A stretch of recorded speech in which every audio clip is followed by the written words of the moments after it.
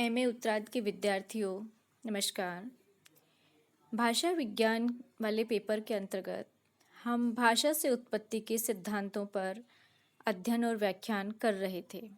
आपको इससे पूर्व के व्याख्यानों में भाषा उत्पत्ति के लगभग 3 सिद्धांतों के बारे में परिचय करा दिया गया है। हम उसी क्रम में आगे की ओर बढ़ते हैं और आज मनोभाव अभिव्यक्ति सिद्धांत को पढ़ते हैं। भाषा उत्पत्ति में कई सारे सिद्धांत दिए गए हैं, उनमें से एक मनोभाव अभिव्यक्ति सिद्धांत भी है। इस सिद्धांत को बड़े लंबे और दुरूह नामों से भी संबोधित किया गया है, यथा मनोभाव अभिव्यक्ति सिद्धांत, मनोराग व्यंजक शब्द मूलकतावाद सिद्धांत, आवेग सिद्धांत, पुहवाद सिद्धांत, मनोभाव अभिव्यक्तितावाद सिद्धांत, अभिव्यंजकतावाद सिद्धांत आदि नाम इसको दिए गए हैं, जो साधारण से उच्चरित नहीं होते और आवश्यकता से अधिक दीर्घ भी है। ऐसा कई भाषा विज्ञान की पुस्तकों में दिया गया है, लेकिन हम इसका एक सहज और सरल नाम आज इस नाम से ही इसको पढ़ेंगे, जिसका नाम आवेग सिद्धांत या पुह सिद्धांत दिया गया है, जो सुखोच्चार्य है और ये अपनी सार्थक की दृष्टि से भी अधिक व्यापक है। अर्थात जो मनोभाव अभिव्यक्ति सिद्धांत है वही आवेग सिद्धांत या पुहवाद सिद्धांत कहा गया है। अंग्रेजी में इसे पुह या इंटरजेक्शनल थ्योरी कहते हैं। इस सिद्धांत के अनुसार भाषा उत्पत्ति के बारे में कहा गया है कि मनुष्य विचार प्रधान प्राणी न होकर वह पशुओं की भांति भाव प्रधान था और वह प्रसन्नता, अपने भावों को यथा प्रसन्नता, दुख, विस्मय, घृणा, क्षोभ, क्रोध आदि की जो भावावेशमयी अभिव्यक्ति थी, तो उनके लिए उसके मुंह से कभी ओहो, छी, धिक्, आहा, ओहो, पुहु, पिश आदि कुछ शब्द सहज रूप से निकल जाया करते थे और धीरे धीरे इन्हीं शब्दों से भाषा का विकास हुआ है, ऐसा ये सिद्धांत मानता है।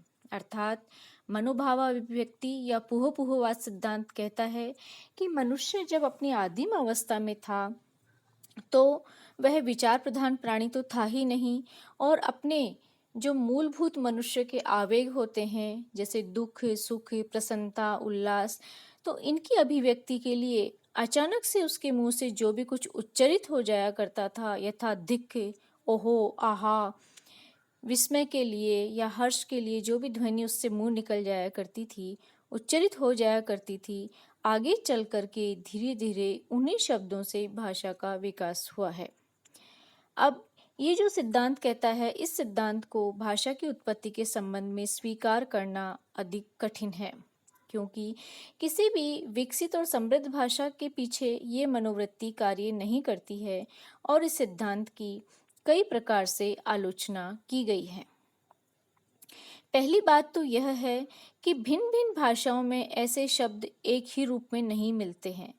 यदि स्वभावतः आरंभ में मनुष्य के मुंह से कुछ ऐसे शब्द निसृत भी हुए होंगे, निकले भी होंगे, तो वो लगभग एक से ही होते। लेकिन आप सभी जानते हैं कि संसार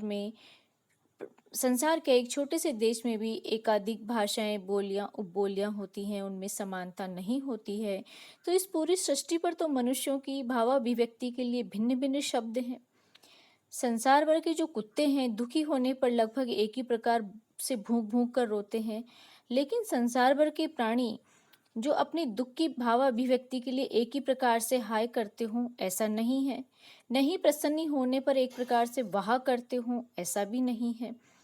बल्कि ऐसा लगता है कि इनके संयोग से कोई भाव भले ही जुड़ गया हो, संबंध हो गया हो, वो यादृच्छिक ही अर्थात मान लिया गया है, वरना और दूसरी बात यह है कि इन शब्दों, कुछ ही शब्दों से, जैसे धिक्, हा, उहो, पुहु, इनसे पूरी भाषा पर या पूरे भाषा की शब्दावली पर प्रकाश नहीं पड़ता है।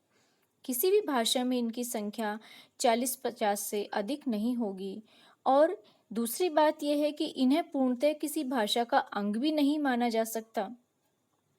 बेनफी नामक विद्वान ने कहा है कि ऐसे शब्द केवल वहीं प्रयुक्त होते हैं जहां बोलना संभव नहीं होता है। अर्थात जब मनुष्य बहुत अधिक भावावेग में होता है तो शब्द उससे मुंह से एकाएक निसृत नहीं होते हैं और आहा ओहो इस तरह की ध्वनि निकल जाया करती है। तो ये मूल भाषा भी इसको नहीं कहा जा सकता। ये भाषा का अंग भी इन शब्दों को नहीं कहा जा सकता। और एक बहुत बड़ा प्रश्न ये है कि थोड़े से शब्दों से भाषा की उत्पत्ति की समस्या पर प्रकाश कैसे पड़ सकता है भला, ये इस सिद्धांत से बिल्कुल भी स्पष्ट नहीं होता है। तो संक्षेप रूप में कह सकते हैं कि जो ये पुहु पुहु सिद्धांत है या आवेग सिद्धांत है या मनोभाव अभिव्यक्ति नाम इसे दिया गया है, इस सिद्धांत के अनुसार भी भाषा की उत्पत्ति पर प्रकाश नहीं पड़ता है। भाषा का विकास इनसे नहीं हुआ कि मनुष्य अपने मनोभावों को व्यक्त करने के लिए जो ध्वनियाँ निकालता था और उनसे शब्द भाषा बन गई, ऐसा बिल्कुल भी स्वीकार नहीं किया जा सकता है। क्योंकि एक तो एक रूपता नहीं मिलती है और जो ये बहुत कम शब्द हैं उनसे भले भाषा का इतना विस्तृत संसार खड़ा नहीं हो सकता है। तो जो भाषा उत्पत्ति विषयक ये सिद्धांत है, ये भी भाषा की उत्पत्ति के प्रश्न को सुलझाने में नितांत असमर्थ है और ये बहुत ही खोखला है या सारहीन है, ये सिद्ध हो जाता है। तो विद्यार्थियों, भाषा उत्पत्ति का प्रश्न वहीं की वहीं खड़ा रह जाता है और इसी क्रम में विद्वानों के द्वारा एक और सिद्धांत प्रतिपादित किया है जिसको श्रम ध्वनि सिद्धांत या यो हे हो नामक सिद्धांत का नाम दिया गया है। इसे श्रम ध्वनि सिद्धांत, श्रम परिहरण सिद्धांत भी कहते हैं और इसकी जन्मदाता है वो न्वायर नामक विद्वान है। न्वायर, इस सिद्धांत उनका मानना था कि परिश्रम का कार्य करते समय जो श्वास प्रश्वास की प्रक्रिया होती है वो तीव्रता के साथ बाहर और भीतर आती जाती है, तो हमारे स्वर तंत्रियों में एक विभिन्न प्रकार से कंपन होता है और उसी के अनुसार ध्वनियाँ उच्चरित होती हैं। तो जो श्रम किया जाता है उस श्रम से श्रमिक को कदाचित राहत मिलती है और इससे जो उत्पन्न होने वाली ध्वनियाँ हैं वही भाषा उत्पत्ति में कार्य करती है।